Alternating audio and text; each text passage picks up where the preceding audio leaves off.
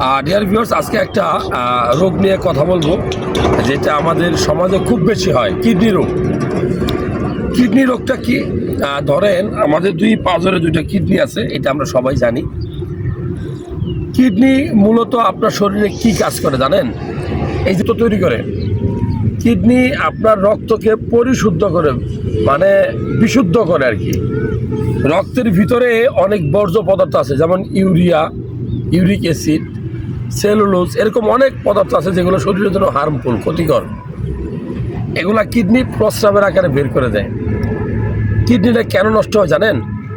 এই আপনার আমার অবহেলার কারণে। আপনি যদি পরিমাণ মতো পানি না খান, আপনার কিডনি নষ্ট হবে। আপনি যদি ডাক্তারের পরামর্শ মোতাবেক ব্যথার ওষুধ না খেয়ে মুখস্থ ব্যথার ওষুধ খান, আপনার কিডনি ড্যামেজ হবে একদিন। আপনি যদি দাঁড়াইয়া প্রস্রাব করেন, দাঁড়াইয়া পানি খান, কিডনির উপরে প্রেশার পড়ে। আপনার যদি ডায়াবেটিস থাকে এবং সেটা যদি কন্ট্রোল না করেন, একসময় আপনার কিডনি ড্যামেজ হবে। আপনার যদি উচ্চ রক্তচাপ, হাইপার টেনশন, প্রেশার থাকে, যদি নিয়মিত প্রেশার ওষুধ না খান, আপনার কিডনি ড্যামেজ হবে। যাই হোক, যাদের কিডনি রোগ আছে তারা কিছু কিছু খাবার বয়কট করবেন। আমি আবারও বলছি, যাদের কিডনি রোগ আছে কিছু কিছু খাবার বয়কট করবেন, কম খাবেন। যেমন উচ্চ পটাশিয়াম সমৃদ্ধ ডাবের পানি, ফ্রেশ ফলের রস, কলা, এগুলোতে পটাশিয়াম বেশি থাকে।